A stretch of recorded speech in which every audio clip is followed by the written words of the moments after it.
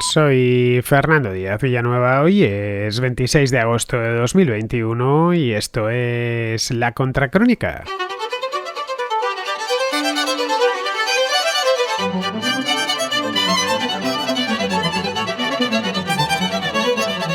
A apenas 5 días de la retirada definitiva de las tropas estadounidenses de Afganistán, esto será efectivo el próximo 31 de agosto, si nada cambia, es decir, la semana próxima.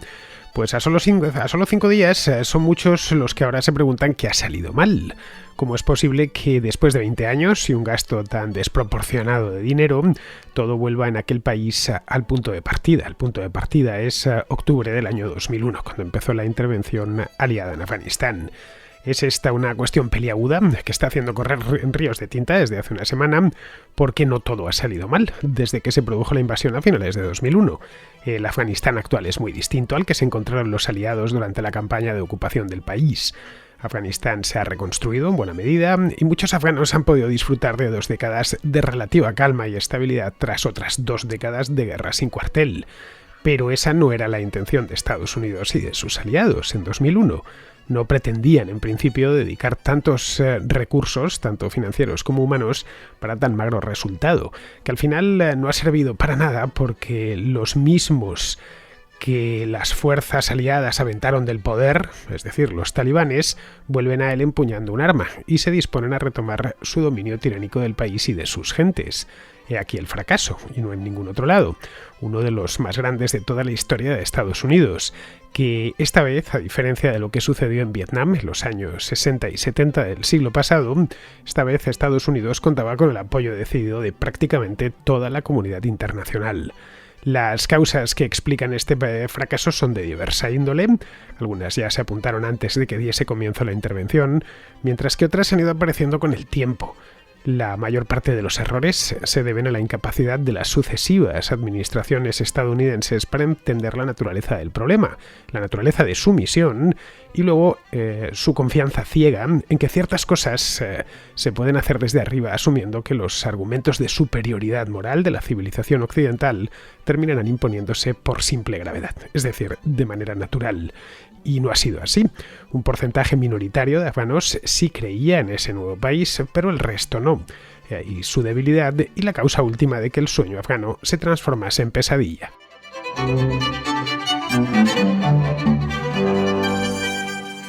Solo aprendemos de los fracasos. Las victorias no nos enseñan nada o nos enseñan muy poquito. Al contrario, nos suelen dar información falsa sobre nosotros mismos, haciéndonos confundir a menudo la buena suerte o la simple casualidad con nuestras propias capacidades. De ahí que sea en la vida importante fracasar y aprender de ese fracaso. Eso es lo más importante de todo. Los estadounidenses y por extensión todo Occidente hemos experimentado a lo largo de la última semana una vergüenza indescriptible al presenciar el colapso en Afganistán, como consecuencia de la retirada de las tropas de Estados Unidos a lo largo del último mes. Estas tropas llevaban sobre el terreno casi 20 años, desde octubre del año 2001. Podemos en este punto discutir si se hizo de forma precipitada, si se ejecutó en condiciones o si Donald Trump debió en algún momento sentarse a negociar algo con los talibanes en Qatar el año pasado, tal y como hizo en septiembre exactamente para firmar un acuerdo con ellos. Bien, son todo temas de interés que se están abordando mucho durante estos días y se seguirán abordando a lo largo de los próximos meses, especialmente este último de la negociación de Qatar y también el primero, de si el repliegue se ha hecho bien o ha sido una simple estampida innecesaria completamente ante un adversario que había violado los términos del acuerdo firmado el año pasado. Son, como digo, temas importantes, sin duda, pero la cuestión de fondo va algo más allá de cuestiones puntuales relativas a lo que se ha hecho este año y lo que se hizo a finales del año pasado. Como no se puede viajar al pasado para cambiarlo, eso es imposible, como no podemos regresar a 2001 y evitar la intervención, no podemos ahora trasladarnos todos a 2001, aunque algunos querríamos porque éramos más jóvenes en aquel entonces, no podemos ir ahí y evitar hacer lo que se hizo. Tampoco podemos volver a hace 9 o 10 meses, a 2020, para no firmar el acuerdo con esta gente. Como eso no se puede hacer, hay que plantearse qué lecciones se pueden extraer de este fracaso. Un fracaso monumental que solo a Estados Unidos le ha costado unos 2.300 millones de dólares y unas 2.500 billones, con B de dólares. Solo a España le ha costado 4.000 millones de euros. Bien, la primera cuestión que debemos abordar es si cuando dio comienzo esto, hace ya casi 20 años, se habían aprendido las lecciones previas de la gran intervención previa que fue la de Vietnam. Aunque no solo la de Vietnam, también intervenciones estadounidenses que se hicieron, por ejemplo, en Irak o que se hicieron en los Balcanes. En Irak todavía no había empezado la Segunda Guerra del Golfo, pero sí se había empezado y había terminado la primera, la del año 1991. Bien, en el año 2001, cuando esto empezó, el entonces secretario de Estado, un general muy prestigioso, del que se guarda buen recuerdo en Estados Unidos, el general Colin Powell, que había luchado en Vietnam personalmente, creo que combatió en Vietnam como comandante o como capitán, era un hombre que en aquel entonces tendría unos 30 años aproximadamente, y cuando llegó la guerra a Afganistán, pues era secretario de Estado. Bien, Colin Powell trató de aplicar algo que había aprendido en el mismo Vietnam sobre el terreno. No quería meterse en Afganistán sin un plan muy claro para ganar la guerra desde el principio, algo que no tuvieron en Vietnam, donde los inicios fueron un tanto atropellados, la escalada fue muy lenta a principios de los años 60 y nunca tuvieron muy claro cómo iban a ganar la guerra. En una palabra, desde luego, cuando la empezaron no sabían ni cuánto iba a durar, ni si esa guerra se podía ganar en algún momento. Bien, esto Colin Powell lo sabía y desde el principio insistió el presidente de aquel entonces, que era Bush, que si se metían allí tenían que ganar la guerra lo más rápido posible. Eso era uno de los factores. El otro, antes de meterse en una intervención de estas bélica, de esta envergadura, tenía que tener a la opinión pública a favor, la opinión pública en casa y también a la comunidad internacional, incluyendo por supuesto a las Naciones Unidas. En los años 90 Powell se había opuesto, estaba todavía en el ejército, no era secretario de Estado, pero se había opuesto a la campaña de los Balcanes. Se había opuesto precisamente por eso. No había consenso internacional, o al menos el consenso que se precisaba, y no se atisbaba victoria posible en un avispero de odios étnicos, como el de las guerras yugoslavas. Clinton, de cualquier modo, siguió adelante, pero escudándose tras la ONU y limitando muchísimo la presencia de efectivos estadounidenses sobre el terreno, es decir, en la antigua Yugoslavia. Ya años después, con Bush en la presidencia y tras el trauma del 11S, entrar en Afganistán se antojaba como algo inevitable y además cumplía aquella entrada con los requisitos de Powell. La guerra como tal se ganaría en cuestión de semanas valiéndose de la abrumadora superioridad de los aliados, superioridad bélica militar.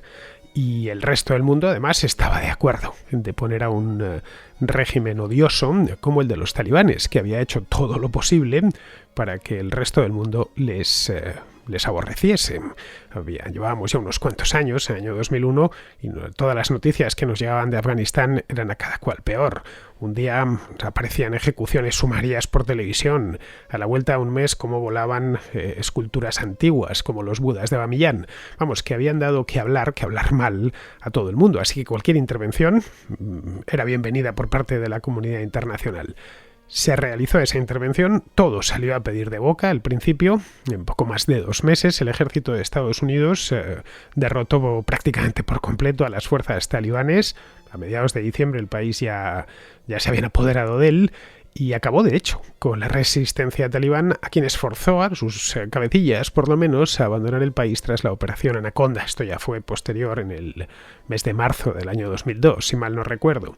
El resto del mundo en aquel entonces aplaudía, porque aquello se percibió no como una agresión, sino como una liberación de una tiranía espantosa para los afganos, espantosa y completamente impopular en el resto del mundo. A partir de ahí muchos se preguntaron qué sucedería en Afganistán a partir de ese momento. Ya con la guerra ganada, los aliados firmemente establecidos en Afganistán, no solo los estadounidenses, la operación que llevó a la OTAN a Afganistán contó con el apoyo de todos los miembros de la alianza y además de unos cuantos países más que no están en la alianza atlántica, quiero decir, así que era una operación internacional en toda regla. El mando aliado controlaba firmemente el país, por lo que sería a partir de ese momento el presidente de Estados Unidos, es decir, George Bush en aquel momento, quien decidiría el rumbo político a tomar. Porque a pesar de su nombre, la guerra de Afganistán solo adquirió tal naturaleza durante los primeros meses. El resto del tiempo ha consistido esencialmente en la creación de un nuevo Estado afgano, que se consolidase primero, luego fuese ganando poco a poco el consentimiento de sus habitantes y que al final, a la vuelta de unos años, primero esperaron que no serían muchos y luego vieron que la cosa iba para más largo, que a la vuelta de unos cuantos años fuese viable, sin necesidad de intervención extranjera, ni de que hubiese militares extranjeros, ni que tuviesen que estar enchufados a la ayuda financiera del resto del mundo.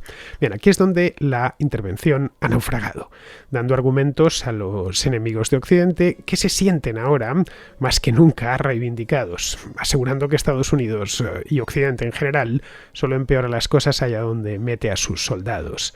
Hablan, por ejemplo, de un presunto país indómito en el que todos los imperios han fracasado. Esto se ha dicho muchísimo a lo largo de estos últimos días. Bien, no es cierto.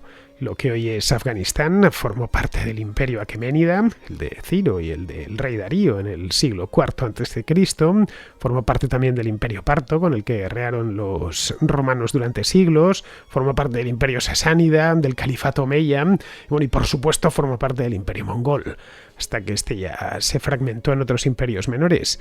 Luego ya en tiempos más recientes, los británicos consiguieron hacerse con Afganistán, tras la Segunda Guerra Anglo-Afgana de 1878, y lo convirtieron en un protectorado, hasta que ya se retiraron de allí medio siglo más tarde, en el año 1919, después de la Primera Guerra Mundial.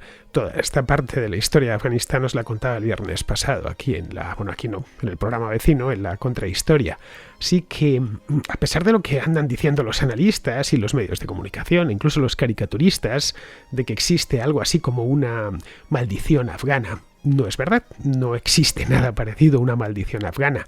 Aquel país no es un cementerio de imperios, o por lo menos no más que otros lugares del mundo que son lugar de paso, como podría ser Mesopotamia, por ejemplo, la península itálica, la propia península ibérica. Por aquí han pasado unos cuantos imperios, ha pasado muchísima gente, pero no todos han fracasado necesariamente. Los imperios aparecen y desaparecen, al margen de lo que hayan hecho los afganos o lo que hayan hecho, lo que hayan dejado de hacer. Vamos, que si el Imperio Británico desapareció de la faz de la Tierra hace 70 años, no fue a causa de su fracaso en Afganistán, ni muchísimo menos, y que tampoco fracasaron, lo convirtieron en un protectorado durante medio siglo. Vale, es cierto, y esto se habla mucho de ello ahora, que fracasaron los soviéticos. Eso es evidente, además es una historia muy reciente, de los años 80 del siglo pasado, pero no era la Unión Soviética de los años 60, era la Unión Soviética del final de los años 80 ya, cuando la URSS se encontraba en pleno declive y además sus tropas, que tenían problemas de todo tipo, tuvieron que vérselas con milicianos armados y entrenados por los Estados Unidos. Fue ese momento en el que Afganistán se convirtió en un campo de guerra más de la Guerra Fría, que era un conflicto global. De modo que entrar en Afganistán, a pesar de todo lo que se ha dicho, no era un pasaporte seguro a la derrota, tal y como ahora afirman muchísimos, basándose más en impresiones comúnmente creídas que en hechos históricos.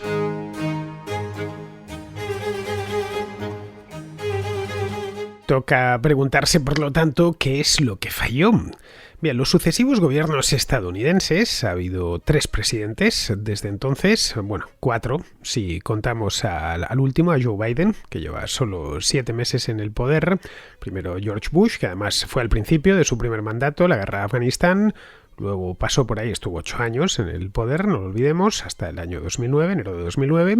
Luego otros 2 mandatos de Barack Obama, un mandato de Donald Trump y estos meses de Joe Biden. La guerra de Afganistán se inscribe, por lo tanto, dentro de 2 grandes presidencias, la de Obama y la de Bush, una presidencia de un solo mandato, la de Trump, y por último, unos meses de la presidencia de Joe Biden. Bien, pues todos, sin excepción, han cometido una serie de errores colosales que han ido complicando sus objetivos iniciales. Aunque eso sí, es posible, y esto es una posibilidad, es decir, que quizá no quedaba otro remedio. Incluso haciendo las cosas bien, los talibanes hubieran regresado al poder. Ya digo, aunque los occidentales y los Estados Unidos hubieran hecho las cosas bien. Pero bueno, el hecho es que no las hicieron. La lista de patinazos en Afganistán es muy larga. La administración de George Bush, además, es muy larga desde el principio. El gobierno de Bush se negó a incluir a los talibanes en las conversaciones fueron en diciembre de 2001, nada más acabada la guerra, la invasión. para formar un nuevo gobierno en el país. No quiso contar con ellos porque los había derrotado y se les consideraba el emblema del mal. Ni siquiera con la parte más propensa a la negociación dentro de los talibanes. Los expulsó a los márgenes desde el primer momento. Muchos de sus líderes, como os decía, se tuvieron que ir al extranjero, viajaron hasta Pakistán, básicamente. En Pakistán es donde terminaron matando a Osama Bin Laden unos años más tarde, en el año 2010. No es casual que estuviese allí. Y otros se quedaron en el país. Claro, en un país montañoso e inaccesible como Afganistán, los márgenes son bastante amplios, dejan mucha manga ancha para alguien que esté huyendo que quiera situarse al margen de la ley. Luego, años más tarde, en el año 2005, gobernando el segundo mandato de Bush, el entonces secretario de Defensa, que era Donald Rumsfeld, observó consternado cómo esos mismos talibanes que estaban completamente derrotados en 2001 y a quienes se había condenado al ostracismo resurgían. Pero no quería dedicar más recursos al asunto afgano, porque en aquel momento se encontraban los Estados Unidos enfangados hasta el cuello en la ocupación de Irak. Llevaban ya 2 años y no sabían muy bien qué hacer con aquello. De hecho, lo de Irak es otro capítulo aparte, que no afecta al tema de hoy, pero parte de los errores que se cometieron en Afganistán se comparte con errores cometidos en el propio Irak. Se pensó en aquel momento, en 2005 estoy hablando, hace ya de aquello 16 años, que sería sencillo apagar esos focos guerrilleros que iban apareciendo, iban consolidándose, con algo de paciencia y con mucha pólvora. No sucedió nada de eso, la insurgencia se mantuvo durante años hasta que ya en el año 2009, con Barack Obama en la presidencia, la Casa Blanca acababa de llegar, se recrudeció la ofensiva antiguerrillera.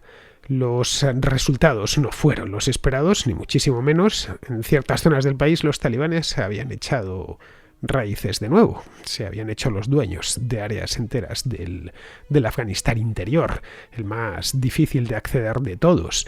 Así que en el año 2014, después de, 5 años más tarde de que se emprendiese esta ofensiva antitalibán, se decidió poner fin a la primera fase de la guerra, entregando el control del país al ejército afgano.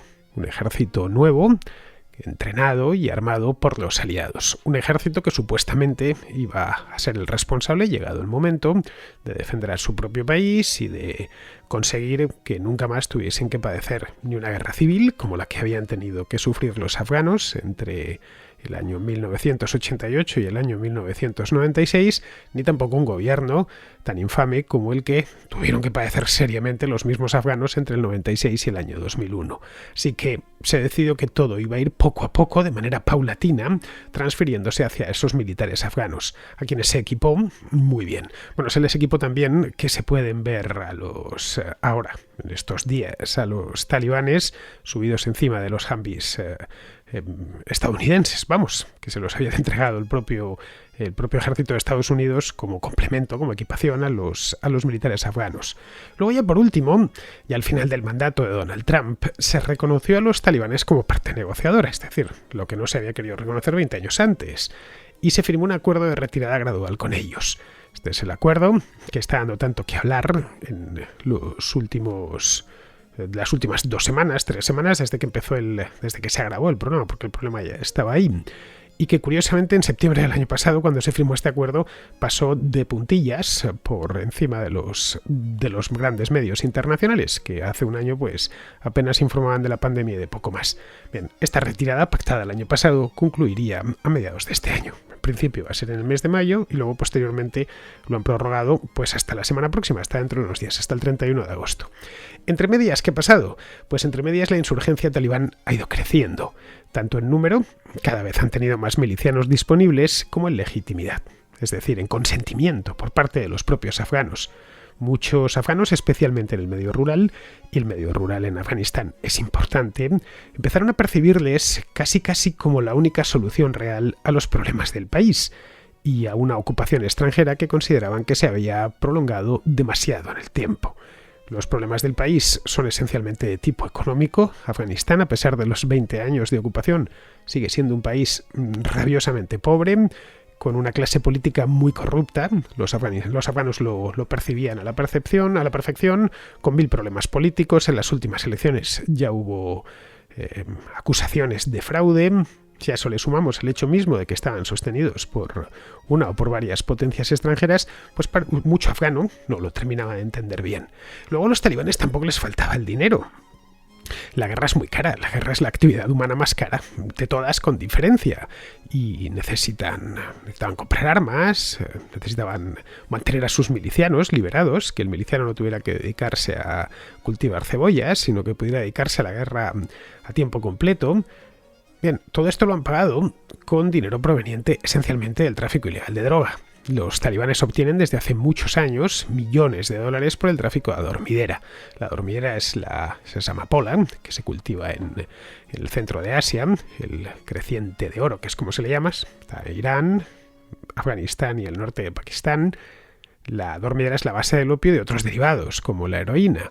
La superficie cultivada de dormidera se ha multiplicado por 3 desde el año 2002 y hoy el país es el origen de aproximadamente el 80% de todo el opio mundial. Los talibanes anteriormente, en su anterior fase en el poder, llegaron a prohibir el cultivo de dormidera, pero solo lo hicieron un año, el año 2001, justo el año de la invasión. Y ese fue el único año en el que se desplomó la disponibilidad de dormidera afgana, que ya digo es fundamental, es algo así. Afganistán para la dormidera es como España para el aceite de oliva. Es una mala cosecha y automáticamente el precio del producto final en todo el mundo lo nota. Bien, pues quitando ese año de 2001, el resto del tiempo se ha seguido, tanto antes como después, se ha seguido cultivando dormidera, pero eso sí ha crecido muchísimo en los últimos años. Todo esto se sabía perfectamente en Washington, pero víctimas del optimismo inicial y luego víctimas de la arrogancia posterior, o lo ignoraron o lo postergaron. Para el año 2014 aquello ya se percibía como una ratonera. La de Afganistán era la guerra de nunca acabar a la que nadie veía resultados prácticos. Bueno, más allá de haber hecho justicia por los atentados del 11S. Fue en ese momento cuando empezaron a soltar lastre, dejando el trabajo sobre el terreno a los propios afganos. Antes habían levantado desde cero una nueva república, moldeada al estilo de una democracia occidental, con su constitución, de las primeras cosas que hicieron. La constitución afgana data del año 2004, ni que decir tiene que ha sido derogada, por supuesto, su Tribunal Supremo, su Asamblea Nacional, para la que se construyó un gran palacio legislativo de nueva planta en Kabul, su presidente, su primer ministro, sus elecciones con sufragio universal y su ejército sometido al poder civil. Vamos, todo parecía perfecto, casi sacado de un manual de ciencia política. Pero la República contaba con muchos detractores en el interior que no se sentían representados por los diputados de la Asamblea Nacional, ni otorgaban legitimidad alguna al presidente. Al ejército, que como decía antes, ejército bien armado y bien entrenado, le tocaba defender un Estado que hacía unos políticos que hacían aguas por los sucesivos casos de corrupción y que muchos afganos tenían además por algo impuesto desde Occidente. No sé, algo no muy diferente al protectorado británico de hace un siglo, con la salvedad de que los británicos respetaron al rey y a las instituciones locales. Los occidentales en 2001 ni siquiera respetaron a las instituciones locales, las crearon de nuevo cuño. Esta vez casi todo se hizo desde cero, inspirándose en una efímera república afgana de mediados de los años 70 antes de que el país entrase en la espiral bélica. Primero con la República Democrática de Afganistán, la invasión soviética, la guerra civil y posteriormente el régimen talibán, el emirato talibán. Así que en este punto los talibanes de ahora solo necesitaban porfiar y tener paciencia.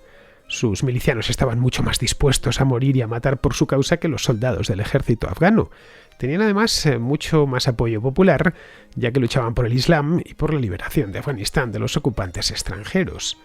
La lección principal de lo que ha pasado en Afganistán no es que los estadounidenses sean especialmente torpes, y mucho menos malvados, no lo son en absoluto.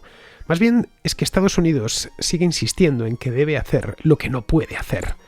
En la cultura estadounidense la voluntad es un valor muy apreciado, cualquiera que conozca el país lo sabe. Cuando se quiere hacer algo hay que hacerlo, aunque las probabilidades de éxito sean escasas.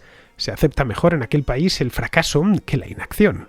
Esto llevado al terreno de la política exterior ocasionó gestas muy recordadas como la guerra librada y ganada en dos frentes entre 1941 y 1945, la Segunda Guerra Mundial, pero también descalabros como el de Vietnam, el de Irak o ahora el de Afganistán.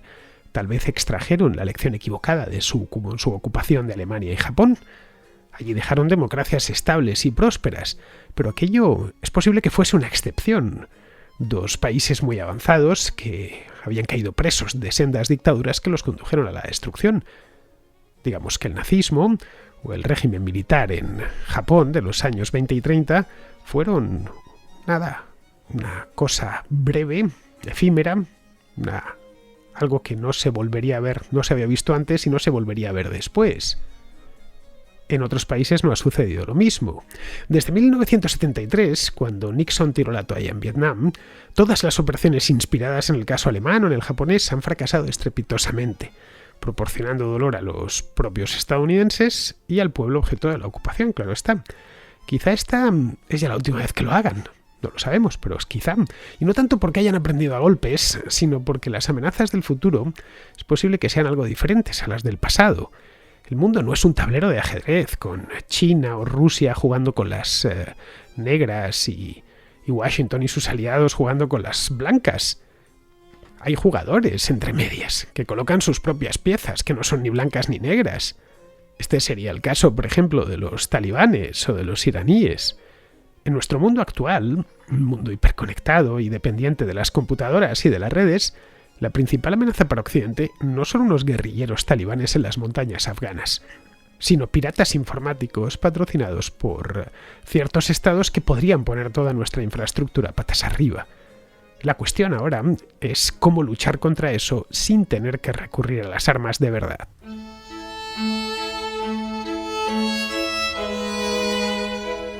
Vamos con la contrarréplica. Empezamos con Jorge, de Colombia, que nos hace un comentario sobre el tema este de Afganistán. Me gustaría hacer un comentario y pues conocer también tu opinión sobre un tema al cual tú le estás prestando mucha atención, que es el de Afganistán, que de hecho hiciste una contrahistoria y bueno, y has estado muy pendiente de eso. Ayer o hoy, bueno, no recuerdo, y también hablaste del tema afgano y uno de tus contraescuchas de Argentina hizo un comentario sobre la historia de los imperios que se han topado con Afganistán. Yo la verdad tengo una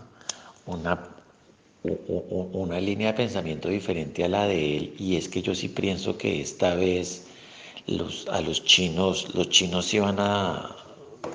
sí saben, no que sepan, sino que creo que los chinos sí van a ser exitosos. ¿Por qué? Porque yo pienso que esta nueva etapa del imperialismo chino, por decirlo de alguna forma, aprendió la historia del imperialismo occidental, que ha tenido dos problemas. Uno, que dibujaron esas fronteras pues con escuadra, y lo otro es que han intentado implementar valores y políticas occidentales en algunos países, por llamarlo de alguna forma, en algunas regiones donde ese tipo de ideologías no pega, y creo que aún para nosotros es bastante exótico y dramático todo lo que está ocurriendo, porque lo vemos con nuestros ojos occidentales, pensaría yo. Y una de las razones por las cuales yo pienso que la apuesta china va a ser exitosa es, si tú ves el imperialismo chino en África. Pienso que después de todo este rollo que hubo de la Guerra Fría y todas las guerras de independencia africanas, toda la pobreza que eso derivó, la inversión china llegó al continente africano, porque la China está metida con toda en África. Y tú ves que desde ese entonces, pues África por lo menos es un continente muchísimo más pacífico de lo que era antes. Entonces yo pienso que los chinos andan más como en el rollo, bueno, no nos importa su filosofía, no nos importa su modelo, si es autocrático, democrático, lo que nos importa es que nuestro portafolio de negocios funcione aquí y punto. Y pienso que esa va a ser la clave del éxito del imperialismo chino. No sé qué piensas. Pues mira, Jorge, no sabemos lo que va a pasar porque nadie conoce el futuro. Pero vamos, no creo que China se meta demasiado a fondo en Afganistán, como ya comenté aquí, ¿eh? No es mucho lo bueno que puede sacar de allí y sí, en cambio, bastante malo. Es decir, que se dediquen a matarles, como han hecho con los occidentales.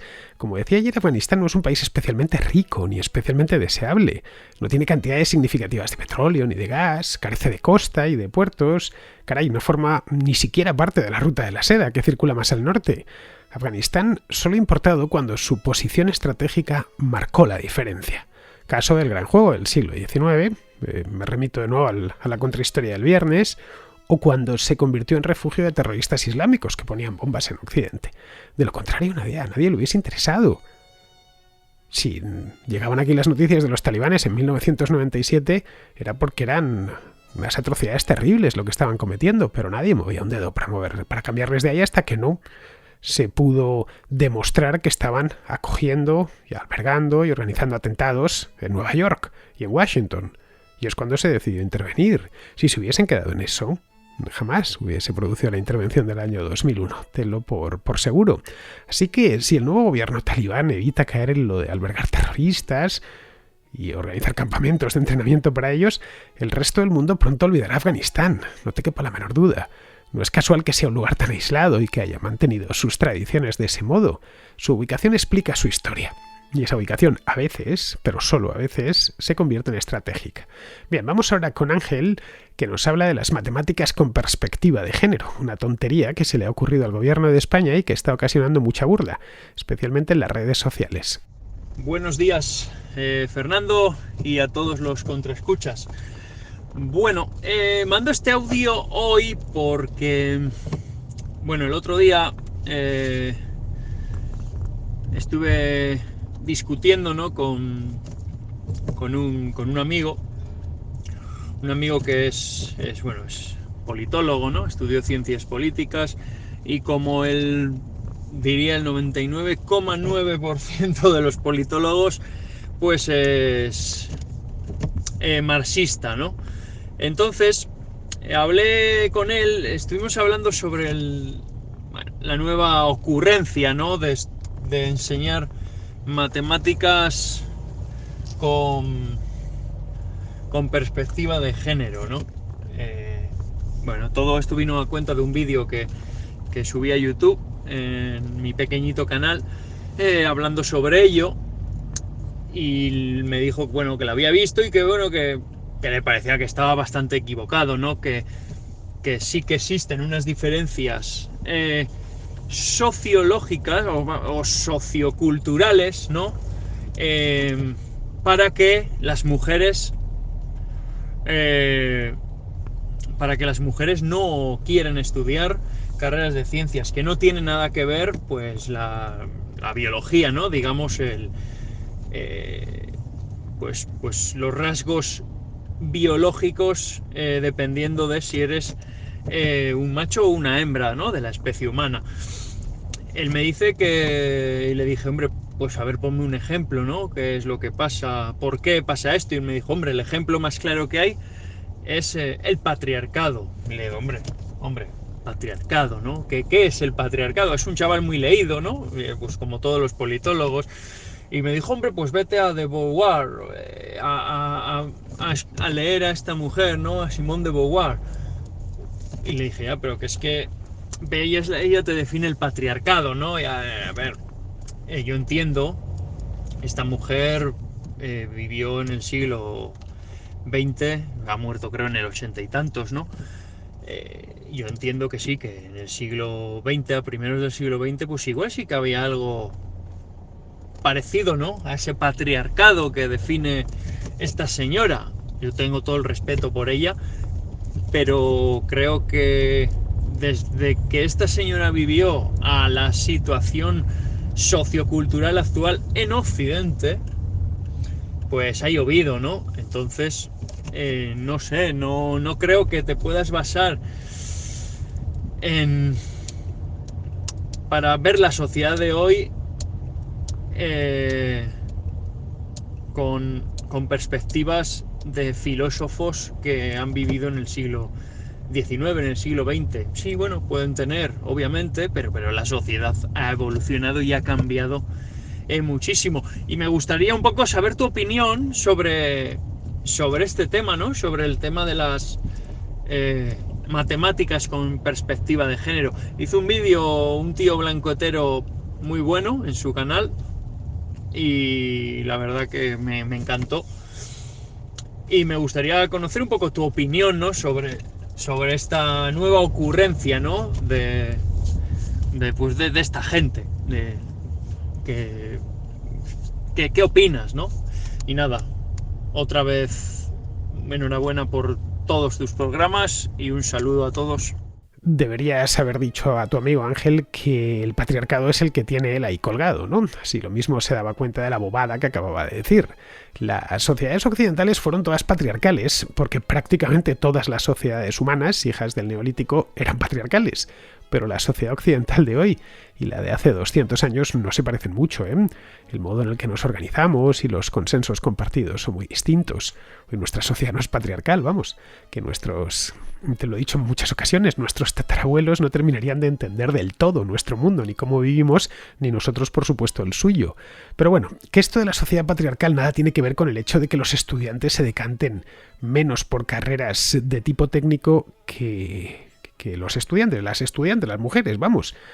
Digo de tipo técnico porque en ciencia hay muchas mujeres. Leía el año pasado no sé en qué periódico, que en la Facultad de Medicina de la Universidad Complutense de Madrid, que es una de las más grandes del país, algo así como el 75% de los alumnos eran mujeres. Supongo que en otras carreras como biología o bioquímica el porcentaje de mujeres andará por ahí. Bien, para eso no ha hecho falta cuota alguna. Desconozco por qué, pero hay más mujeres que escogen medicina antes que ingeniería de caminos. No hay nada patriarcal en el asunto, porque nada impide a los hombres convertirse en médicos y a las mujeres hacerse ingenieras. Así que eso de la perspectiva de género en las matemáticas me da que es el enésimo comedero para dar empleo a especialistas del ramo a costa del contribuyente, por supuesto. Bien, seguimos con Jesús, un venezolano que vive en Perú, que nos habla del efecto Castillo. Y tal como mis dos paisanos y tocayos, que también son Jesús, te hablaron del dólar, a mí también me gustaría hablarte del dólar, pero esta vez no de Venezuela, sino el precio del valor del dólar en Perú, en el país que actualmente estoy viviendo. Ya que, bueno, hace aproximadamente un mes entró el que ahora es presidente Pedro Castillo y ha creado lo que muchos han denominado el efecto Castillo. ¿Qué ha hecho este efecto Castillo? Bueno, ni siquiera había ganado las elecciones y ya el precio del dólar había empezado a subir, incluso mucho más de lo que había sucedido con esta pandemia. Una vez juramentado el 28 de julio, creo que ya hiciste una contracrónica sobre ese asunto y yo creo que deberías actualizar un poco a los contraescuchas con este tema, ya que han pasado muchas cosas, lo típico de este tipo de gobiernos de izquierdas latinoamericanas, liderados por el Foro de Sao Paulo. Cosas como que, por ejemplo, muchos de sus ministros estén vinculados a temas del terrorismo, del Movadef y del Sendero Luminoso.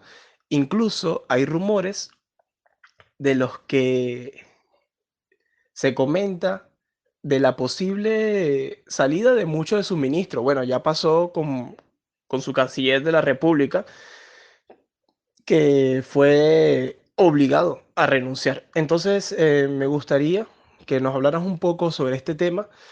También te quería recordar que tienes un excelente programa, me gusta bastante, lo escucho todos los días. Y bueno, felicitaciones. Un abrazo de la distancia y saludos. Bueno, Jesús, el sol peruano lleva perdiendo valor frente al dólar desde hace años, ¿eh? Seguramente por la crónica inestabilidad del país. Mira, en 2016, cuando Kuczynski ganó las elecciones, un dólar se cambiaba por 3 soles. Hoy son necesarios 4 para comprar un dólar. Lo que pasó el 1 de agosto, justo después de la toma de posesión de Castillo, es que el cambio pasó de 3,9 soles a 4. Ya está. Sí, eso fue todo. Un salto simbólico, eso sí. Pero vamos, que lo último que trae Castillo a Perú es confianza para los inversores y las empresas, así que es previsible que el valor del sol vaya erosionándose aún más. Respecto a Castillo en sí, como presidente, vamos, creo que es todavía pronto para sacar conclusiones. No lleva ni un mes en la presidencia este hombre. Vamos a esperar algo más y si no hace algo muy gordo, creo que para finales de septiembre, principios de octubre ya podremos hacer un balance preliminar.